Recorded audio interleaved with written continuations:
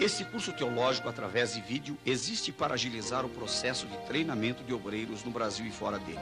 O ID não tem fins lucrativos. Sua receita é para cobrir despesas de produção, reprodução e distribuição e subsidiar este ministério em países pobres.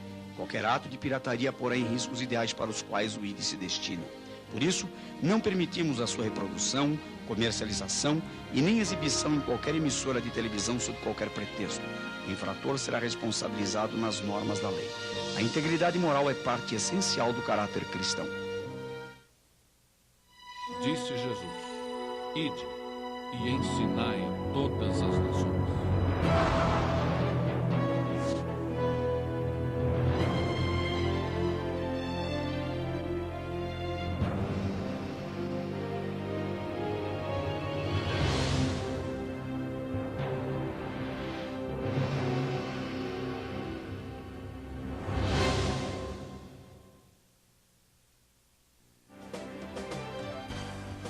Todas as parábolas da Bíblia é um clássico da teologia bíblica.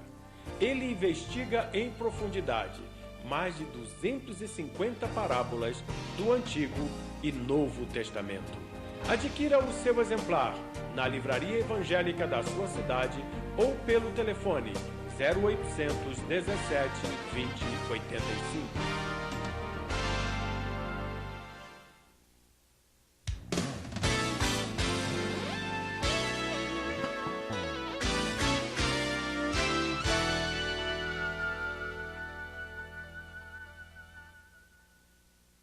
Olá pessoal, aqui estamos de volta com a nossa aula sobre seitas e heresias. Estamos estudando sobre as testemunhas de Jeová, já tivemos 2 aulas e agora vamos estudar a lição número 3, aliás, a parte 3 sobre as testemunhas de Jeová e vamos falar sobre a doutrina da salvação, a doutrina do inferno e a doutrina do homem.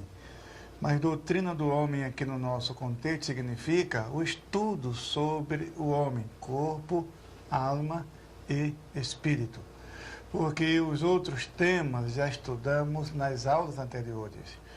Mas vamos falar sobre a salvação e também sobre o inferno, que é um dos pontos que as testemunhas de Jeová mais atacam, os 3 pontos principais. Número 1, a Trindade. Eles negam a doutrina da Trindade, já estudamos isto. Número 2, a deidade absoluta de Jesus. Número 3, a deidade absoluta do Espírito Santo e a sua personalidade. Número 4, a doutrina do inferno. E número 5, sobre a alma do homem. São esses os pontos que as testemunhas de Jeová mais atacam. E quando uma testemunha de Jeová se encontra com um crente, o primeiro ponto é um desses. Esses pontos mencionados, um deles, a testemunha de Jeová vai apresentar, vai comentar sobre isso. Então, não podemos concluir, encerrar essa aula sobre a testemunha de Jeová sem explicar alguma coisa sobre o inferno, sobre a alma, sobre a salvação, porque a Torre de Vigia tem uma concepção errônea sobre a salvação. Vamos começar então pela salvação.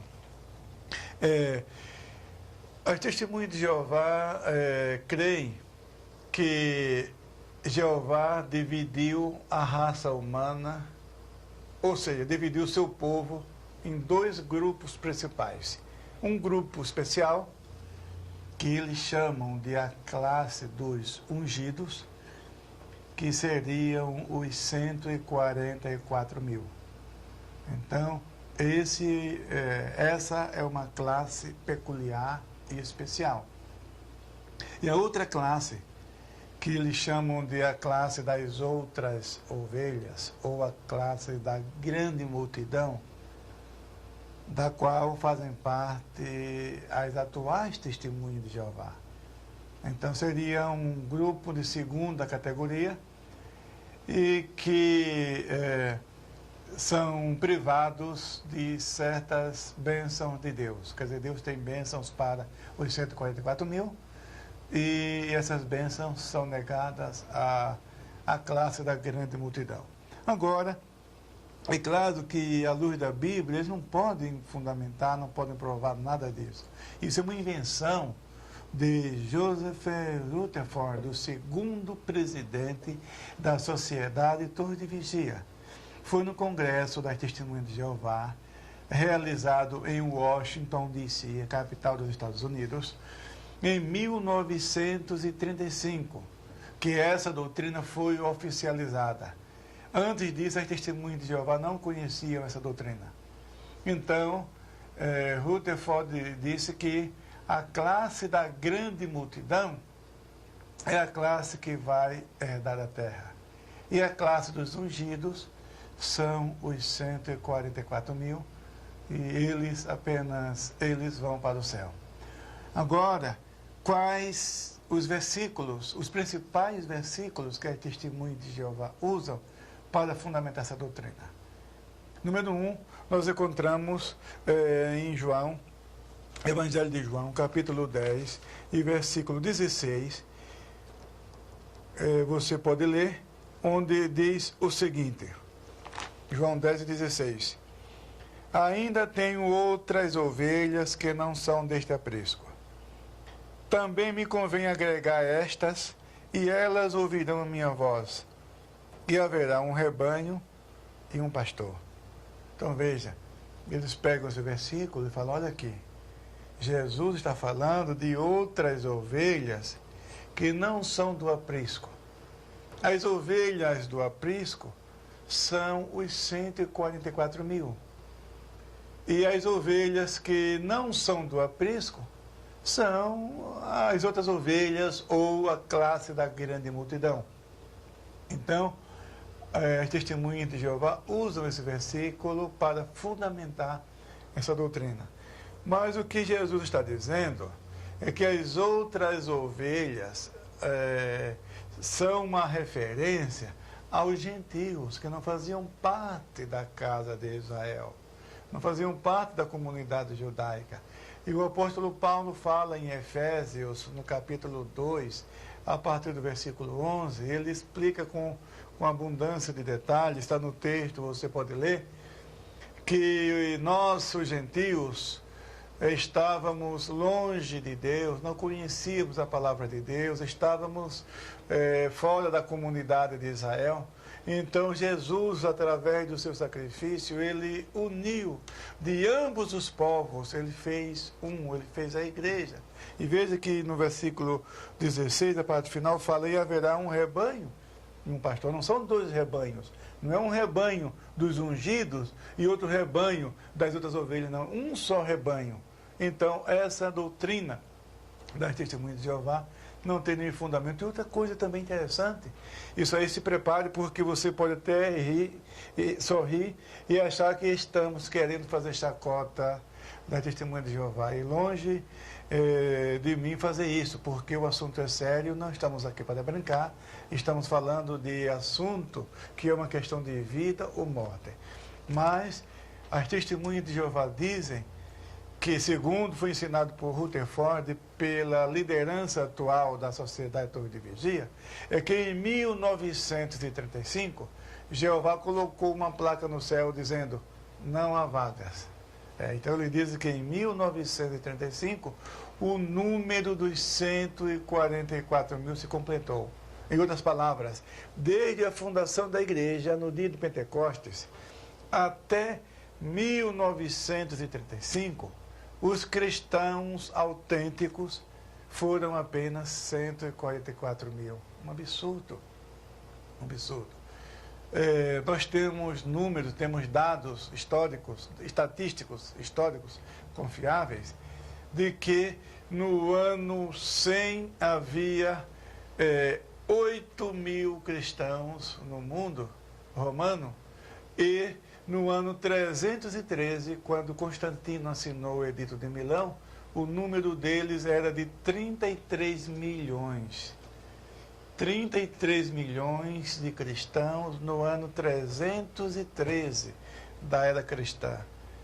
Agora, na época atual, já sabemos que já são mais de de 2 bilhões. Mas vamos, 2 bilhões, incluindo os cristãos nominais. Agora vamos deixar de lado os cristãos nominais. Vamos voltar ao assunto dos 144 mil. Então, desde o dia de Pentecostes, em Jerusalém, Atos dos Apóstolos, capítulo 2, até 1935, apenas 144 mil eram realmente cristãos de fato, de verdade. É um absurdo.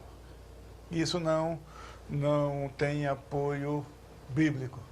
E esse versículo que eles estão usando fora do contexto. Jesus está falando dos gentios que estavam no mundo, que não faziam parte do redil do Senhor, que não faziam parte da comunidade de Israel.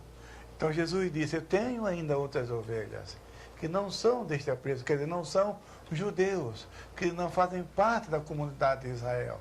Estão fora do redil, estão fora do apreço, que são os gentios. Mas também me convém agregar estas a elas, e haverá um só rebanho e um só pastor, isto é, juntar judeus e gentios, e formar desses dois povos um novo povo, que é a igreja. É esse o ensino de Jesus, que tem o apoio bíblico em Efésios, no capítulo 2, a partir do versículo 11. Agora, outro versículo que eles usam é Apocalipse, capítulo 7, e versículo 9. Por isso que eles usam a expressão a classe da grande multidão, que foi usada por Rutherford em 1935.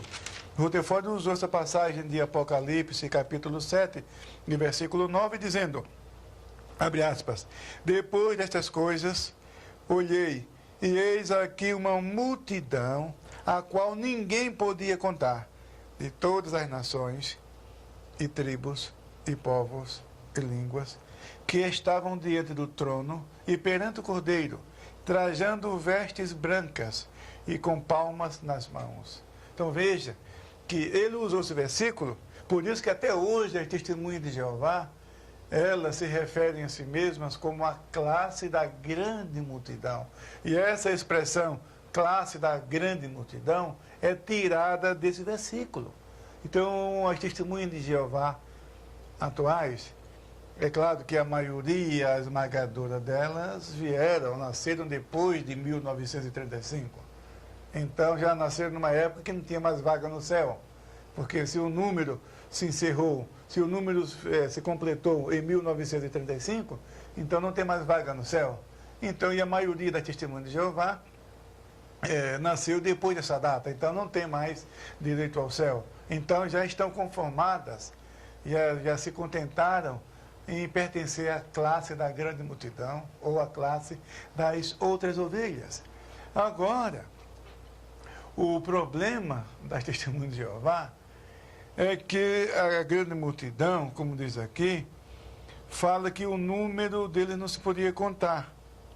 Tal era um número muito grande, que não era possível contar essa grande multidão. Diz aqui, depois destas coisas, olhei, e eis uma grande multidão, a qual ninguém podia contar. As testemunhas de Jeová hoje no mundo, se passar de 6 milhões, é coisa pouca. Elas estão na casa de 6 milhões. Em todo o mundo, 6 milhões. Então aqui fala de uma multidão que ninguém podia contar. Então não é uma referência a essas testemunhas de Jeová.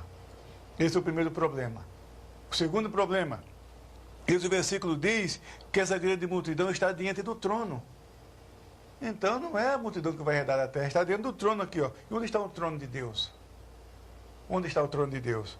Mais na frente, nós encontramos que o trono de Deus está no céu, diz aqui no versículo 15. Por isso, estão diante do trono, veja só, estão diante do trono, portanto no céu.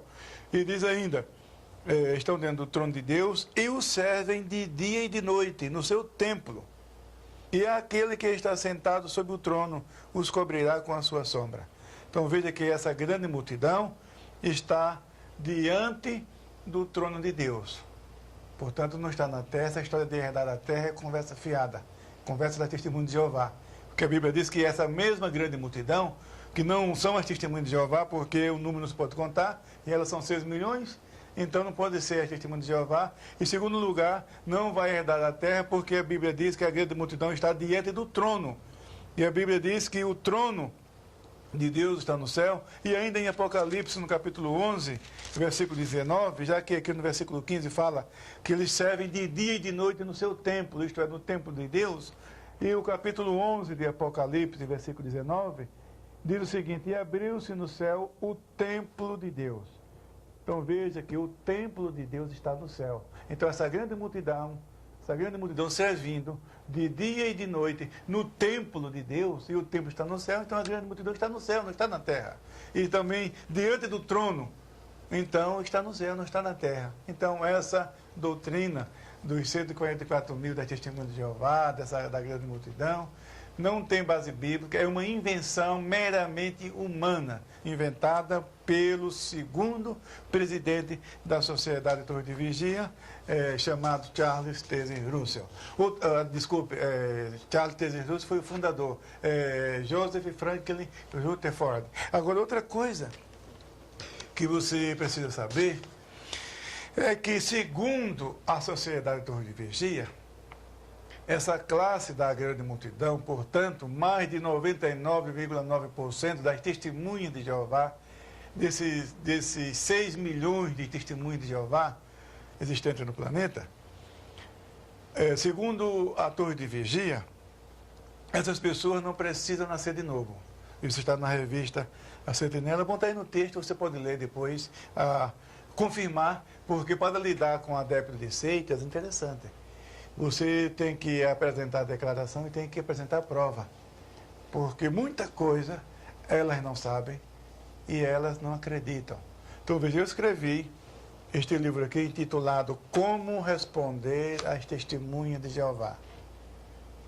Então, aqui eu falo sobre a tradução do Novo Mundo, sobre o Senhor Jesus Cristo, sobre o Espírito Santo, sobre a Trindade, sobre o inferno, sobre a alma, a história da Testemunha de Jeová. Muito bem. Aqui temos o volume 2, que é a continuação deste livro. Aqui eu trato especificamente das falsas profecias das Testemunhas de Jeová. Uma obra completamente documentada, totalmente documentada, tanto o volume 1 como o volume 2, são os textos documentados, e para provar, publiquei este livro aqui, chamado Provas Documentais. Então, este livro, nós temos aqui 231 facsímiles, isto é, páginas das publicações da Sociedade Torre de Vigia, que são as provas das declarações que apresentam nestes 2 livros. Porque são tantas as aberrações que as próprias testemunhas de Jeová não acreditam. Então, como vamos provar? Ela não vai procurar a sua biblioteca, até porque as obras antigas não estão mais na biblioteca. E a Torre de Vigia não quer que elas leiam, porque aí elas vão descobrir essas coisas e a Torre de Vigia vai ter problemas. Então, eles não têm acesso a esta obra. Em segundo lugar, que elas têm medo de duvidar do corpo governante, da autoridade da Testemunha de Jeová, então ela não vai procurar. Por isso que já estamos aqui à disposição para comprovar isso. Então veja, dizem que as Testemunhas de Jeová não precisam nascer de novo. E a Bíblia diz, em João capítulo 3, versículo 3, quem não nascer de novo não pode ver o reino de Deus. Então, as testemunhas de Jeová não podem ver o reino de Deus porque não nasceram de novo. Quer dizer, elas mesmas admitem que não nasceram de novo e que nem precisam nascer de novo. E Jesus diz que quem não nascer de novo não pode ver o reino de Deus. Esta é a situação das testemunhas de Jeová. Número 2. Dizem que não pertencem a Cristo, né? Elas não pertencem a Cristo. Isso está no livro intitulado Poderá Viver para Sempre no Paraíso na Terra, na página 172, no parágrafo 20. Dizem que não pertencem a Cristo. E, no entanto, a Bíblia diz que nós pertencemos a Ele, sim. 1 João 4, versículo 4 diz: vós sois de Deus. 1 João 4,6 diz, nós somos de Deus. E assim por diante, há inúmeras referências bíblicas, você pode conferir aí no seu texto, que o cristão pertence a Cristo, é servo do Senhor Jesus, mas é testemunha de Jeová. Essa classe da grande multidão, que portanto é a maioria hoje, admite que não pertence a Cristo. Isto está na própria publicação, no livro intitulado Poderá Viver para Sempre no Paraíso na Terra. Muito bem. Outra coisa, não participam da refeição noturna.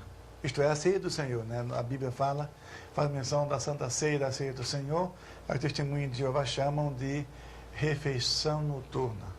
E segundo a torre de vigia, só devem participar da refeição noturna apenas os membros da classe dos ungidos, isto é, dos 144 mil. Portanto, um número muito pequeno que participa. Então, você está vendo que na refeição noturna eles passam o cálice com a bandeja com o pão, eles pegam a bandeja e vai passando um para o outro, mas eles não ousam pegar o pão para comer. E da mesma forma o cálice, ele recebe o cálice, vai passando um para o outro, mas ele não pode participar, porque não pertence à classe, à suposta classe dos ungidos, e por isso não podem tomar. Mas Jesus disse no Evangelho de João, no capítulo 6, que se alguém não comer a sua carne, não beber o seu sangue, não tem parte com ele. Aí que está. Eu quero até ler esse versículo, Evangelho de João, no capítulo 6, e o versículo 53, Jesus, pois, lhes disse, na verdade, eu vos digo que, se não comerdes a carne do Filho do Homem, e não beberdes o seu sangue, não tereis vida em vós mesmos. Quem come a minha carne e bebe o meu sangue, tem a vida eterna, e eu o ressuscitarei no último dia. Então fale para o testemunho de Jeová, olha aqui, ó, Jeová não vai te ressuscitar no último dia não, ó. Você não participa da refeição noturna. Jesus disse que quem não comer da sua carne e não beber do seu sangue, não vai ser ressuscitado. E um dos maiores medos, como já falamos do testemunho de Jeová, é não ser ressuscitado no último dia. É ser destruído na batalha do Armagedon e não ser ressuscitado. Então, o testemunho de Jeová precisa saber que a ceia do Senhor é para todos os crentes em Jesus. Outro ponto, eles dizem que não são filhos de Deus. Bom, disto nós sabemos e não é novidade nenhuma, mas o mais duro é o fato de as próprias testemunhas de Jeová admitirem isso. Então dizem que vão ser ainda filhos de Deus, vão ser ainda adotados como filhos de Deus. Isso está no livro Vida Eterna na Liberdade dos Filhos de Deus, na página 398, parágrafo 36. Lá. E também no livro Unidos na Adoração do Único Deus Verdadeiro, na página 191, parágrafo 16. Lá eles afirmam que não são filhos de Deus, que ainda vão ser. Depois da batalha do Armagedon, se eles forem fiéis e venderem bastante sentinela e despertarem, e forem fiéis à sociedade torre de vigia, aí Jeová pode adotá-los como seus filhos. Mas por enquanto não são filhos de Deus. Agora eu pergunto, são filhos de quem? Pergunto para o testemunho de Jeová, você é filho de quem? Você é filho de quem? Então ela admitir que não é, que um testemunho de Jeová não é filho de Deus, então realmente é essa religião que eles estão oferecendo ao povo, uma religião que ensina que eles mesmos não são filhos de Deus. Que esperança tem uma religião dessa? Outro ponto também chocante é que essa classe da grande multidão, essa suposta classe da grande multidão, portanto, a testemunha de Jeová, admitem que Jesus Cristo não é o seu mediador. Então, se Jesus não é o mediador da testemunha de Jeová, o que elas estão fazendo? A Bíblia diz em Hebreus, no capítulo 9, versículo 15, é por isso que é mediador do Novo Testamento, para que, intervindo a morte para a remissão das transgressões que havia debaixo do primeiro testamento, os chamados recebam a promessa da herança eterna.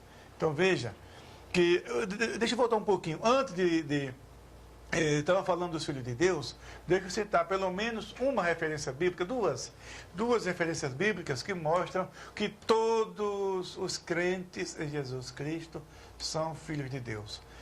No Evangelho de João, no capítulo 1, versículo 12, lemos: mas a todos quantos o receberam, deu-lhes o poder de serem feitos filhos de Deus, aos que creem no seu nome. João 1, versículo 12, fala que a todos quantos receberam. Você recebeu Jesus? Você creu em Jesus? Então você é um filho de Deus. É assim que ensina a Bíblia.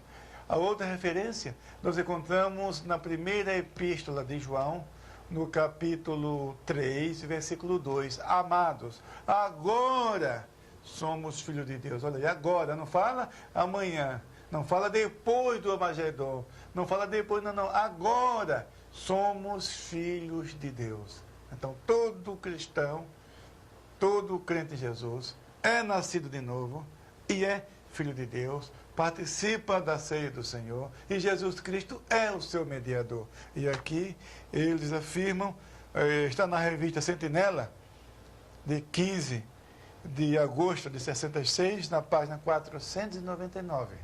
Lá diz que é testemunho de Jeová, que Jesus não é o mediador das testemunhas de Jeová. Aliás, que não estão no novo pacto, não estão na nova aliança, e portanto Jesus não é o seu mediador. E também dizem que não tem direito ao céu. Isso já falamos também, que eles falam que em 1935 Jeová colocou uma placa, né, no céu, não há vagas. Então o céu, esqueça que não é mais para as testemunhas de Jeová, é só para os 144 mil. Mas que absurdo! Jesus disse: na casa do meu pai há muitas moradas. Se não fosse assim, eu teria dito, vou preparar-vos lugar. E quando eu for, eu vos preparar lugar, eu virei outra vez, eu vos levarei para mim mesmo, para que, aonde eu estiver, estejai vós também. João capítulo 14, versículos 2 e 3. Então, o céu é para todos os crentes e não para um grupo. Então, sobre salvação, era isso que eu queria falar. E vamos a um outro ponto sobre a doutrina do inferno. Mas vamos dar um intervalo, vamos parar um pouco. E logo mais vamos voltar e vamos falar sobre a doutrina do inferno ardente.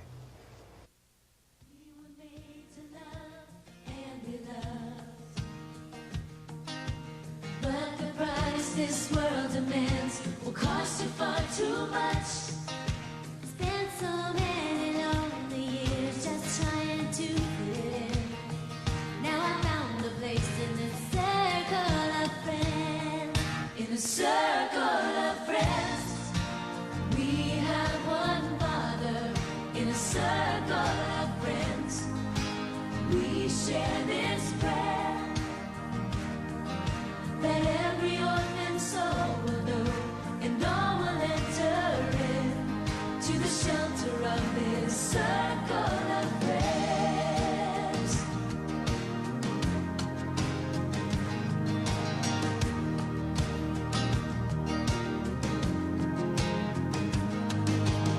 If you weep, I will weep with you, and if you sing for joy, the rest of us lift our voices too. But no matter what you feel inside, there's no need to pretend. That's the way it is in this circle of friends. In a circle of friends, we have one Father. In a circle of friends, we share this prayer, that we'll gather together no matter how the highway bends. I will not lose this circle of friends. Among the nations, tribes, and tongues, we have sisters and brothers. And when we meet in heaven, we will recognize each other. Joy so deep, joy so deep, love so oh, we'll celebrate these friends and the life that never ends. In a circle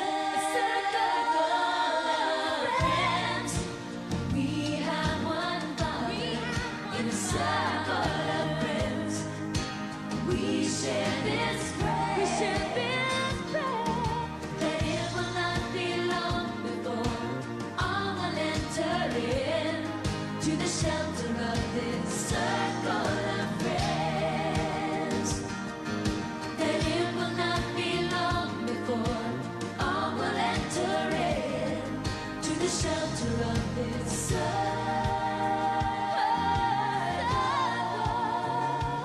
of friends.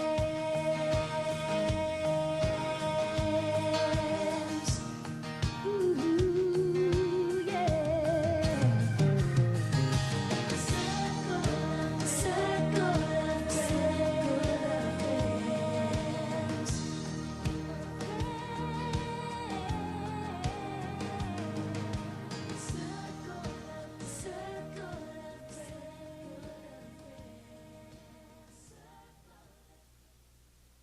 Olá pessoal, estamos de volta depois deste breve intervalo. Estamos falando sobre as testemunhas de Jeová e estávamos falando sobre a doutrina da salvação. A Bíblia diz que a salvação é pela fé em Jesus Cristo. Isto nós encontramos em várias partes da Bíblia. Efésios capítulo 2, versículo 8, por exemplo, porque pela graça sois salvos por meio da fé, e isso não vem de vós, é dom de Deus, e nem das obras para que ninguém se glorie. Então, salvação é pela fé.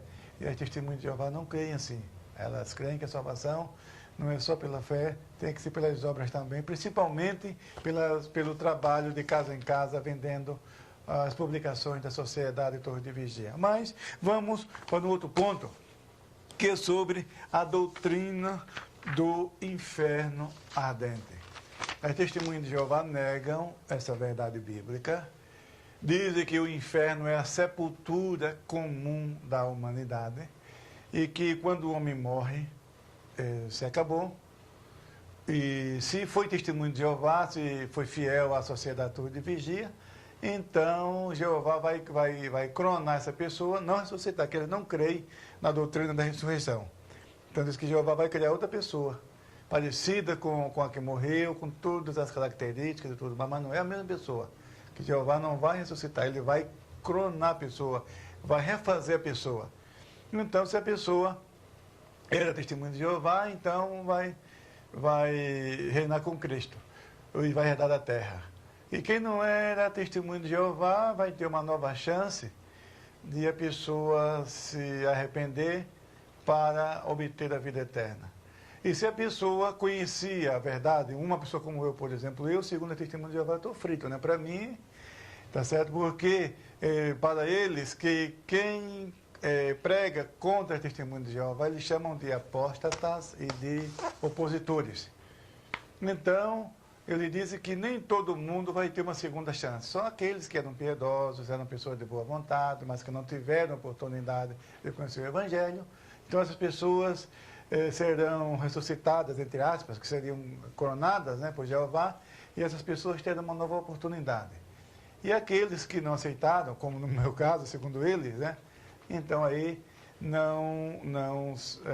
essas pessoas não serão ressuscitadas e, portanto, não existe inferno para a testemunha de Jeová. Agora, essa crença, ela não foi inventada pela Torre de Vigia, nem inventada por Charles Taze Russell, ela é antiga. Muitos incrédulos, ao longo da história, já negavam essa verdade. E o próprio Russell, antes mesmo de fundar a Sociedade Torre de Vigia, ele já não cria mais no inferno. Ele chegou a dizer, ele foi derrotado num debate. Ele deixou de crer na existência do inferno, porque ele foi debater com o incrédulo, e ele perdeu o debate. Aí ele ficou incrédulo também. E ele diz, isso está no livro das Testemunhas de Jeová, no anuário das Testemunhas de Jeová, anuário de 1976. Parece que paga em 35 ou 39, mais ou menos por aí. Diz que Russell já estava decidido a não aceitar o futuro, nem mesmo a Bíblia. Quer dizer, mesmo se alguém mostrasse na Bíblia, ele já estava decidido a não aceitar.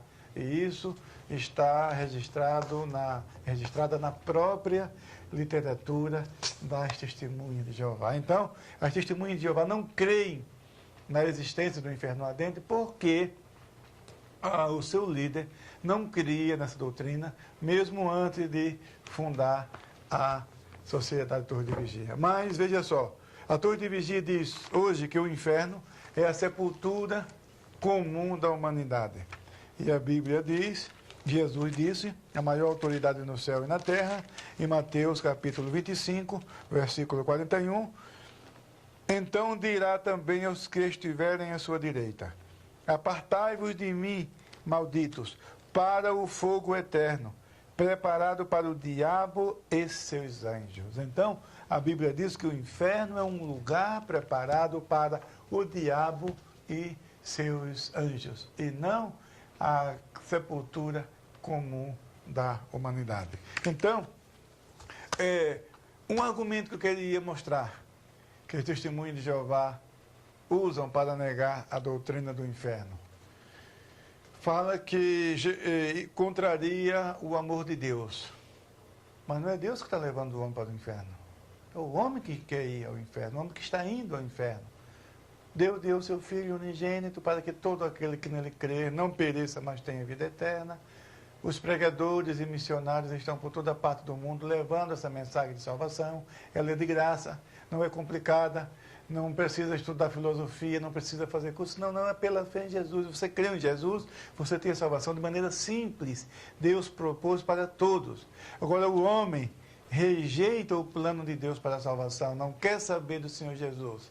Então, ele é o único responsável e culpado pela sua condenação, e não Deus. Então, essa teoria de que contraria o amor de Deus não tem fundamento. Então, nós temos a passagem do rico e Lázaro. Como que os testemunhos de Jeová fazem para manipular esse texto de maneira que não venha atrapalhar a exposição de suas crenças sobre a imortalidade da alma, sobre a sobrevivência da alma à morte e a doutrina do inferno. A passagem de Lucas 16, do rico e Lázaro, é um problema não só para o testemunho de Jeová, mas também para os adventistas do sétimo dia. Nós vamos ver, você vendo os adventistas do sétimo dia, lá nós temos mais detalhes sobre essa passagem do rico e Lázaro. Muito bem, mas o que diz o testemunho de Jeová? Que o rico e Lázaro é uma parábola e que Lázaro representa a classe das testemunhas de Jeová e que o rico representa os credos da cristandade e que o tormento representa a mensagem, a verdade pregada pela classe de Lázaro, ou seja, pela testemunha de Jeová, e que a cristandade não resiste, fica angustiada por causa dessas verdades. Então, veja que é uma interpretação forjada, inconsistente, sem base bíblica. É uma camisa de força. Uma camisa de força. E o rico e Lázaro, para começar, ninguém pode provar, e nem pôde provar até hoje, que é uma parábola. Vou começar por aí. A maioria dos expositores do Novo Testamento afirma que era uma história verídica que que só Jesus conhecia, que só Jesus sabia e que ele contou para os seus discípulos. E como de fato, ali é mencionado o nome de pessoas e parábola não menciona nomes. Então o rico e Lázaro menciona o nome de Abraão, menciona o nome de Lázaro. Então não se pode provar. E ainda que fosse uma parábola é uma ilustração. Ainda que alguém considere como parábola, isso não vai neutralizar em nada a doutrina do inferno ardente e a doutrina da sobrevivência da alma após a morte. Então, esse argumento das testemunhas de Jeová é muito fraco e inconsistente.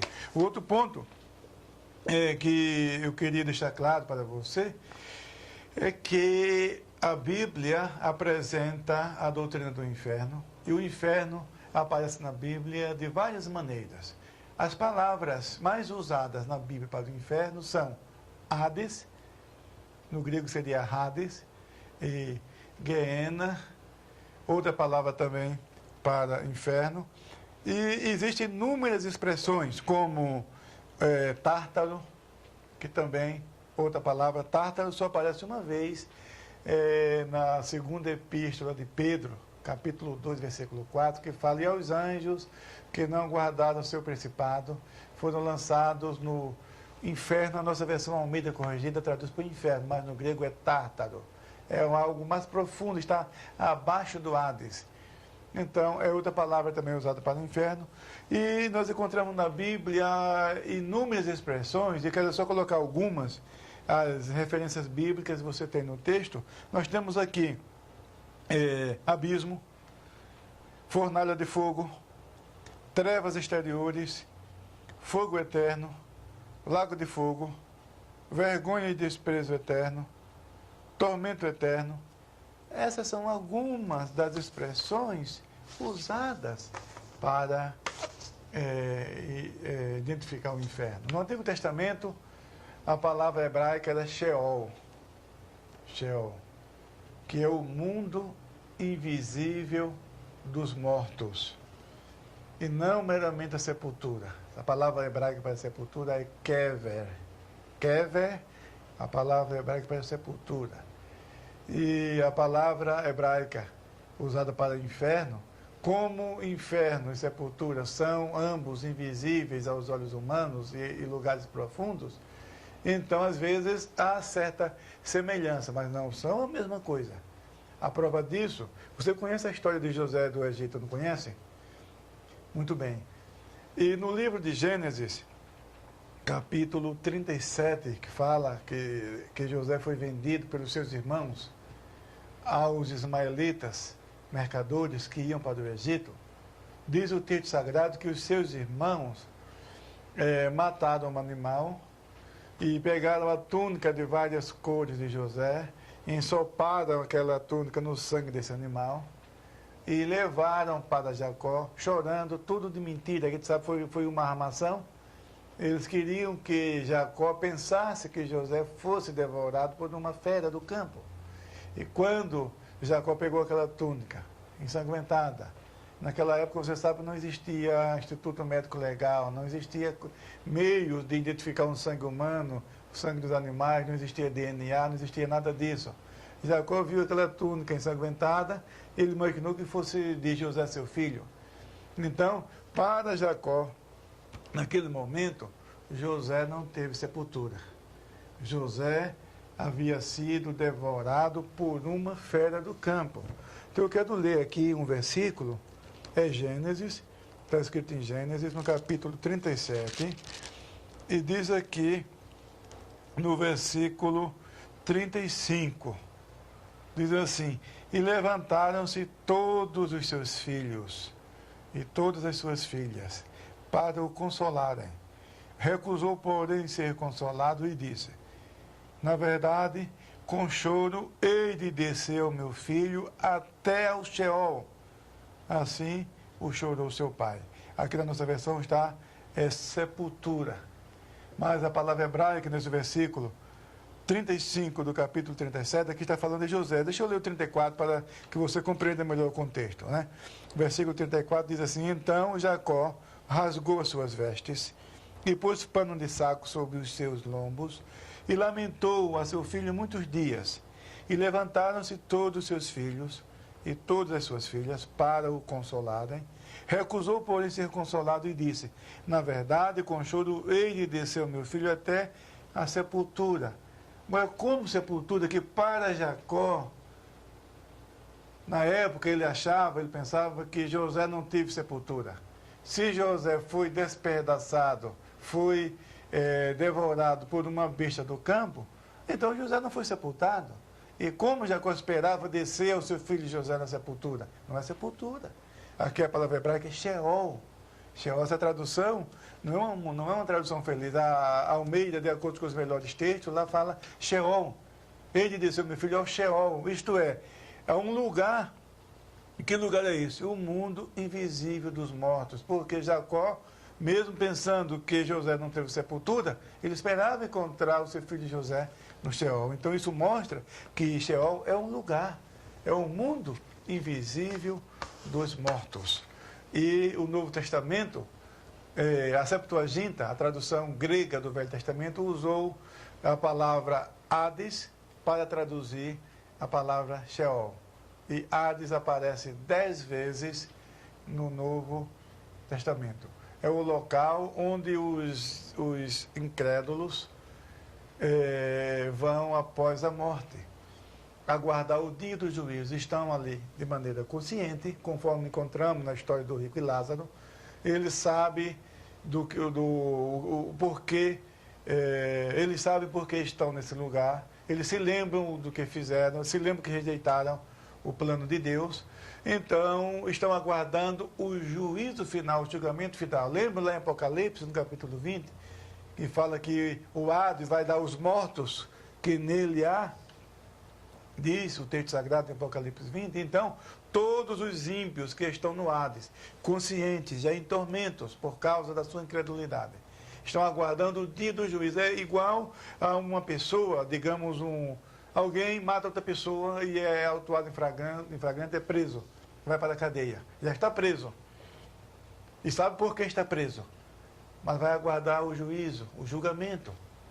Aí no dia do julgamento, quando o juiz lavrar a sentença, então a pessoa já está na cadeia mesmo, continua preso já. Então, o Hades seria mais ou menos isso, seria uma prisão temporária. O incrédulo, ao morrer, ele vai para o Hades, e lá está em tormento. Mas no dia do juízo final, onde todos os incrédulos vão comparecer para ser julgado, aí sim, então diz a Bíblia que os que estão no Hades, o Hades vai vomitar, vai devolver os mortos que nele há. E ali eles serão julgados. E depois serão lançados no lago de fogo e enxofre, que é o inferno propriamente dito. A palavra Geena, no Antigo Testamento, era usada como o vale de Rinom, ou vale dos filhos de Rinom, um vale de Jerusalém, do sul de Jerusalém, que na época de Cristo ardia noite e dia, cheio de monturo, e noite e dia ali queimava, e Jesus usava a Geena, ou Vale de Rinom, como tipo do lago de fogo e enxofre, que é o inferno propriamente dito. E a prova disso é que a Bíblia diz que a besta e o falso profeta vão ser lançados vivos no lago de fogo e enxofre. Depois de 1000 anos, interessante, eu quero até ler isso aqui. É bom você anotar isso aqui. No livro de Apocalipse, no capítulo 19, veja só. Livro de Apocalipse, capítulo 19, e o versículo... capítulo 19 e o versículo 20. Diz assim: E a besta foi presa, e com ela o falso profeta, que diante dela fizeram os sinais com que enganou os que receberam o sinal da besta e adotaram a sua imagem. Estes dois foram lançados vivos no ardente lago de fogo e de enxofre. Então veja, os dois foram lançados vivos no ardente lago de fogo e enxofre. Isso, Apocalipse 19, versículo 20. Agora, vamos ver no capítulo 20, porque a partir do versículo 1 fala do milênio, dos 1000 anos que Satanás vai ficar preso, diz aqui no versículo 2 e continua. Mas no capítulo 20 e o versículo capítulo 20 e o versículo e o versículo 12, e depois o versículo Lago de Fogo, está aqui no versículo 10, né? 20, versículo 10. E o diabo, que os enganava, foi lançado no lago de fogo e enxofre, onde está a besta e o falso profeta. E de dia e de noite serão atormentados para todo sempre. Agora eu te faço uma pergunta: como que a besta e o falso profeta, esses dois, ficaram 1000 anos no lago de fogo e enxofre? Porque diz aqui que eles foram lançados no lago de fogo e enxofre. Depois, se passaram os 1000 anos do reino milenar de Cristo. Depois, o diabo é lançado também nesse lago de fogo. E onde se encontram a besta e o falso profeta. Como que o inferno não existe? Como que o inferno é extinção? Como que o inferno é aniquilamento? Como que o inferno não há memória de ninguém? E a Bíblia diz aqui que 1000 anos depois, os dois estão lá ainda. Estão lá. E diz ainda, serão atormentados noite e dia, para todo sempre. serão atormentados noite e dia para todo sempre. Então, o lago de fogo é o inferno propriamente dito. O Hades é o inferno temporário. Depois que a pessoa passar pelo juízo, se apresentar no dia do juízo, aí sim, aí essas pessoas serão lançadas no lago de fogo e enxofre. Então, a doutrina do inferno é uma doutrina bíblica. E além disso, eu queria deixar aqui, fazer menção de um texto, de um livreto publicado pela revista, pela Chamada da Meia-Noite. Eles têm um livreto chamado Lago de Fogo. E ali tem uma declaração tão interessante que eu citei aqui no meu livro, Como Responder Testemunho de Jeová, e eu faço questão de mencionar aqui. Eu faço questão de mencionar, está no seu texto, você pode ler. O texto diz o seguinte: eu também gostaria de poder crer que não houvesse um lugar de maldição eterna. Mas, se eu cresce nisso, teria que jogar fora minha Bíblia, teria de fazer de Jesus um enganador, poderia violar qualquer lei, qualquer mandamento moral, teria que abandonar minha fé em um Deus santo e justo. Se não existe um lugar eterno do qual preciso ser salvo, então também foi desnecessária a vinda do Salvador. Sua morte teria sido um julgamento errado da parte de Deus, e a Bíblia se tornaria um livro de lendas obscuras e apavorantes, cheias de pessimismo. Então veja, isso aí realmente. Se o inferno não existe, então você pode fazer o que você quiser, aí não existe mais lei, não existe mais regra, acabou. A Bíblia não passa de um livro cheio de lendas apavorantes e um livro obscuro. E Jesus, a morte de Jesus perde o sentido, a mensagem de Jesus perderia o sentido. Então veja o absurdo. Por isso que o inferno, a existência do inferno é uma questão de moral.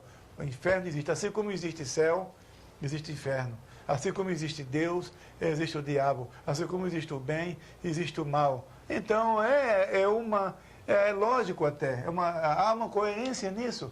E, além disso, a Bíblia fala, desde o Gênesis ao Apocalipse, que existe um lugar de tormento eterno, do qual o homem precisa ser salvo. E, para isso, Deus enviou o seu Filho Jesus para salvar o homem da morte e do inferno. E, finalmente, temos aqui um ponto que queremos falar sobre a alma. As testemunhas de Jeová dizem que o homem, ele em si já é a alma. O homem morreu e acabou. Aí eles pegam no livro de Gênesis e falam que Deus criou as baleias, os animais e a alma vivente. Aí em Gênesis 2:7 diz assim: e formou o Senhor Deus o homem do pó da terra, e soprou em suas narinas o espírito de vida, e o homem foi feito alma vivente. Aí ele, olha aí, está vendo? Então a Bíblia chama tanto os animais como o homem de alma vivente. Então como você diz que a alma sobrevive à morte e a alma é imortal? Ora, meu Deus do céu, é simples entender. Para começar, a Bíblia diz em 1 Coríntios 15, versículo 39, nem toda a carne é uma mesma carne. Uma é a carne dos animais, uma é a carne das aves, outra é a carne dos peixes. Então veja que, assim como nem toda a carne é uma mesma carne, também nem toda a alma é uma mesma alma. Aí que está. Deus soprou nas narinas do homem. Então o homem recebeu o Espírito. A alma, o homem foi vivificado pelo Espírito. Deus soprou no homem. E os animais, isso não acontece. Aí que está. O homem é dotado de inteligência, ele recebeu o Espírito da parte de Deus. Então, é diferente, não é a mesma coisa. É uma analogia falsa, essa apresentada pelas testemunhas de Jeová. E, além disso, nós encontramos na Bíblia a palavra alma com vários sentidos. Eu coloquei aqui, você pode acompanhar no seu texto, o que a Bíblia fala sobre a alma. Para começar, uma figura de linguagem chamada sinédrio, que é uma parte representando o todo. Vou começar por aí. Por isso nós encontramos a alma como sangue, encontramos a alma como vida, encontramos a alma como a parte material, invisível, que vive no homem e que sobrevive à morte. Aí que está. Muito ligado ao espírito, embora distinto dele, Tá certo? Aqui nós temos a alma, a sede do apetite físico. A alma é apresentada como a sede do apetite físico. Então, o desejo humano, ele vem da alma, as emoções, os apetites, as paixões, vem da alma e é transmitido para o mundo exterior através do invólucro que é o corpo. Então, o espírito veio de Deus, quer voltar para Deus e tem sede de Deus. Por isso que só o homem tem capacidade de adorar a Deus. Aí que está. Aí está a diferença. O abismo intransponível entre o homem e os animais. O animal, por mais evoluído que ele seja, ele não tem capacidade de adorar a Deus. E o homem, por mais atrasada que seja a sua cultura, ele tem capacidade de adorar a Deus. Por quê? Porque é nele o Espírito. É como disse o salmista no Salmo 42, a minha alma tem sede de Deus, do Deus vivo. Aí está, o homem tem sede de Deus. Disse Santo Agostinho na sua obra As Confissões, logo na introdução das Confissões de Agostinho, ele diz, ó Deus, tu nos fizestes para ti mesmo, e a nossa alma não encontrará repouso até que volte a ti. Aí que está, o homem veio de Deus e tem sede de Deus e quer voltar para Deus. Vou dizer que o homem é igual aos animais, que o destino deles é o mesmo, se baseando naquela passagem de Eclesiastes 9, você vai ver isso melhor no estudo sobre os adventistas do sétimo dia. Mas a Bíblia mostra que o homem é tricótomo. O homem é constituído de corpo, alma e espírito. Eu quero encerrar lendo esse versículo na primeira epístola do apóstolo Paulo aos Tessalonicenses. É pena que a nossa aula, nosso tempo é tão curto, não dá para a gente explorar como gostaríamos de fazê-lo, mas você pode ler no seu livro todos esses textos, conferir essas referências bíblicas, mas eu quero encerrar lendo aqui 1 Tessalonicenses, capítulo 5 e versículo 23. E o mesmo Deus de paz vos santifique em tudo, e todo o vosso espírito e alma e corpo sejam plenamente conservados e irrepreensíveis para a vinda de nosso Senhor Jesus Cristo. Então veja, e todo o vosso espírito e alma e corpo. São três os componentes, os elementos do homem, do ser humano: corpo, alma e espírito. E a alma sobrevive à morte. Uma referência só para chamar a atenção, está no texto, mas eu quero ler ainda para encerrar. Eu sei que o tempo já está passando, mas eu quero ler aqui Apocalipse, capítulo 6 e os versículos 9 e 10, onde lemos o seguinte. Apocalipse, está aberto em Hebreus, aí não vai, deixa eu ver aqui, Apocalipse, capítulo 6, versículos 9 e 10, lemos o seguinte. E havendo aberto o quinto selo, vi debaixo do altar as almas dos que foram mortos por amor da palavra de Deus e por amor do testemunho que deram. E clamavam com grande voz, dizendo: até quando, ó verdadeiro e santo dominador, não julgas e vingas nosso sangue dos que habitam sobre a terra? Então veja que aqui essas pessoas morreram, foram trucidadas, foram mortas pelo testemunho da palavra de Deus, agora estão debaixo do altar de Deus, diz o texto aqui, clamando e se lembrando até dos seus conservos. Aí que está, as almas debaixo do altar de Deus. Ora, meu Deus do céu, se o homem morreu, acabou, o que fazer com esse texto? Então arranca esse texto da Bíblia. Aí que está. Então por que o testemunho de Jeová usa uma Bíblia e dizendo que não existe a alma, que o homem morreu, acabou? Essa é apenas uma citação, e existe inúmeras. 2 Coríntios, capítulo 5, versículo 1, e sabemos que se a casa terrestre deste tabernáculo se desfizer, temos de Deus uma casa, vírgula, eterna, vírgula, não feita, uma casa, vírgula, não feita por mãos, mas eterna no céu. Então veja que o homem, o cristão, quando ele morre, ele vai para a presença de Deus. A Bíblia está repleta de passagens e declarações ensinando isso. Agora, alguém que diz que crê na Bíblia e diz que não existe inferno, não existe céu, Jesus não é Deus, não existe trindade, mas que é isso? Então, eu falei na primeira aula, ironizando, mas é verdade, e torno a repetir. As crenças das testemunhas de Jeová é simplesmente colocar um não nas doutrinas bíblicas do cristianismo. Simplesmente isso. Portanto, que Deus te abençoe ricamente, em nome de Jesus, e encerro por aqui esta aula sobre as testemunhas de Jeová. Quem juntou os livros da Bíblia? Quem dividiu a Bíblia em capítulos e versículos? Já lhe ocorreu esta pergunta? Introdução Bíblica, de Norman Geisler, responde a estas e todas as perguntas a respeito de como a Bíblia chegou até nós. Você encontra a Introdução Bíblica de Norman Geisler nas livrarias evangélicas ou na Editora Vida, onde você pode adquirir esta obra pelo telefone 0800 17 20 85.